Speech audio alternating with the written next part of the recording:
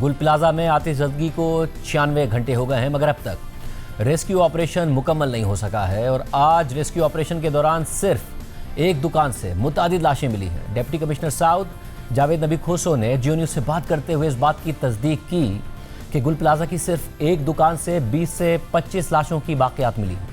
इस बात की तस्दीक कर सकेंगे कि मेज़नाइन फ्लोर के दुकान नंबर 144 से 30 अफराद की लाशें या मैयतें निकाली गई हैं, निकाली जा रही हैं। जी बिल्कुल जनाब, 30 तो नहीं है, 20 से 25 के करीब होंगे कंफर्म्ड, और वो अभी जब हम भेजेंगे आफ्टर डीएनए एनालिसिस पता लगेगा कि एग्जैक्ट नंबर कितने। लेटेक तो कुछ नहीं है लेकिन रिमेन्स है और अंदाजन यही है, उसमें बच्चे एक तो हैं, बाकी सारे बड़े लोग।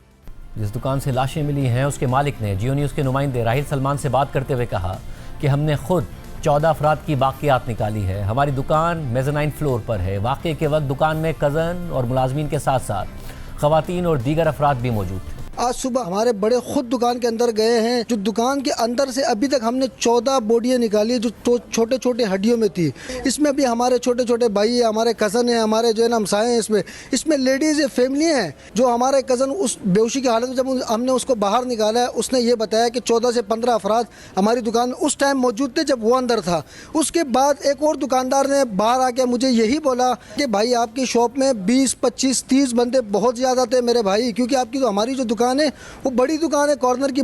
Police surgeon doctor Sumaiya Syed ने कहा है कि मलबे से अब लाशों के बजाय बाकियात मिल रही हैं जिनकी हालत इंतहाई ख़राब है। इन बाकियात में टूटी हुई इंसानी हड्डियां हैं। हड्डियां टूटी हुई होने की वजह से डीएनए के लिए सैंपल भी नहीं लिए जा सकते। डीएनए टेस्ट ना होने से बाकियात बुरसा के हवाले करने में शदीद मुश्किलात का सामना है। हमारे पास जो इनिशियली 6 बॉडीज़ आई थी वो तो कंप्लीट थी, तो वो फेशियल आइडेंटिफिकेशन की बेसिस पे हो गई थी।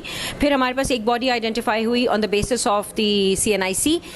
उसके बाद जितने भी हमारे पास बॉडीज़ कंप्लीट नहीं हैं, रिमेन्स हैं, वो मुख्तलिफ आज़ा जो हैं वो बियॉन्ड रिकग्निशन है। कुछ लोगों में हम ये बता सकते हैं कि जी ये खातून है, कुछ में हम बता सकते हैं कि ये मर्द है, मगर कंक्लूसिवली हम कुछ भी नहीं बता पा रहे। फाइनल फिगर इस वक्त हमारे पास जो रिमेन्स हैं वो हम 30 पे हैं, और अभी हमारे पास 30 के बाद मज़ीद रिमेन्स आए हैं। वो remains I still have to see कि वो कितनी बॉडीज़ के हैं। साथ ही इतलात आ रही हैं कि तहकीकात का दायरा वसी कर दिया गया है। नुमाइंदा जियो न्यूज़ राहिल सलमान की ज़राए से खबर के मुताबिक लाशों के सैंपल्स का केमिकल एग्जामिनेशन कराने का फैसला कर लिया गया है। इमारत में केमिकल की मौजूदगी लाशों के लेबॉर्ट्री टेस्ट से मालूम होगी। खबर के मुताबिक गुल प्लाजा सानहे की मुख्तलिफ ज़ावियों से तहकीकात का आगाज़ कर दिया गया है। तहकीकात में आग के तेज़ी से फैलने की वजूहात पता की जाएंगी और गुल प्लाजा से भी केमिकल की मौजूदगी के लिए सैंपल्स जमा किए जाएंगे। साथ ही मार्केट से मुतल्लिका अफराद के बयानात भी कलमबंद किए जाएंगे। तहकीकाती कमेटी के सरबराह कमिश्नर कराची हसन नकवी ने आज गुल प्लाजा का दौरा किया और मीडिया से बात की और कहा कि इंक्वायरी रिपोर्ट सबके सामने रखेंगे। गुल प्लाजा सानहे में बहुत जानी नुकसान हो चुका है। बाई साइड हम civil defence 1122 KMC safe city सबसे डेटा उनकी फुटेजेस रिकॉर्ड वो जमा कर रहे हैं और उसकी बेसिस पे जो भी एक्चुअल फैक्ट्स होंगे वो बिल्कुल हकीकतन सबके सामने रखेंगे। ये इंक्वायरी काफ़ी कॉम्प्लिकेटेड इंक्वायरी है क्योंकि उसमें इसका एक एंगल नहीं है, इसके बहुत सारे एंगल हैं और इसमें ये कहना कि कोई एक ऑफिस एक एजेंसी जिम्मेदार है, वाकया अनफॉर्चुनेट था, वो हो चुका है। जानी नुकसान भी बहुत ज़्यादा हुआ है।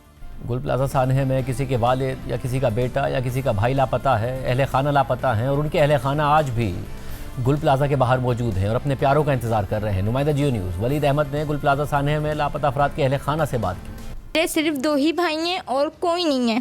मुझे मेरे भाई चाहिए हर हाल में।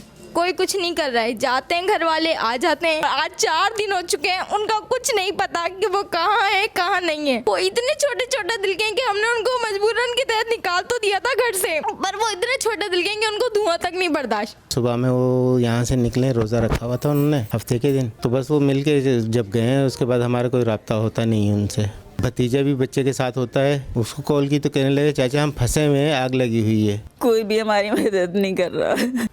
मेरे मुन्ना 4 साल से 4 दिन से फिजान उधर है और उसको किसी ने भी नहीं निकाला, ना हमको जाने दे रहे। मेरे बच्चे परेशान हो रहे वहाँ पर। आप खुदा के लिए मेरे बच्चे को ढूंढ के ला दो। साथ ही सिंध बिल्डिंग कंट्रोल अथॉरिटी ने गुल प्लाजा में आग के बाद रिम्पा प्लाजा को गैर महफूज करार दे दिया है। सिंध बिल्डिंग कंट्रोल अथॉरिटी के मुताबिक रिम्पा प्लाजा इंतजामिया और दुकान मालिकान को नोटिस जारी कर दिए गए हैं। गुल प्लाजा के मलबे की वजह से रिम्पा प्लाजा के सुतून मुतासिर हो गए हैं। रिम्पा प्लाजा के खतरनाक हिस्से के इस्तेमाल पर पाबंदी आयद कर दी गई है और रिम्पा प्लाजा में किसी भी गैर इजाज़तशुदा सरगर्मी पर सख्त एक्शन लिया जाएगा। नुमाइंदा जियो न्यूज़। किरण खान की खबर के मुताबिक डिप्टी कमिश्नर साउथ जावेद नबी खोसो ने सानह गुल प्लाजा के बाद मुख्तलिफ इलाकों में 6 ज़ेर तामीर इमारतें सील कर दी हैं। सील की गई इमारतों में फायर फाइटिंग के आलात नहीं लगाए गए थे और इमारतों में हंगामी अखराज के रास्ते नहीं बनाए गए थे। ज़िला जनूबी में मजमूई तौर पर 48 ज़ेर तामीर इमारतों का काम रोक दिया गया है। खबर के मुताबिक पहले फेज़ में ज़ेर तामीर इमारतों का मुआयना किया जाएगा। इमारतों में फायर सेफ्टी ना होने वाली पुरानी इमारतों का डेटा भी जमा किया जा रहा है। जिन इमारतों में फायर सेफ्टी सिस्टम नहीं होगा वहाँ कार्रवाई होगी।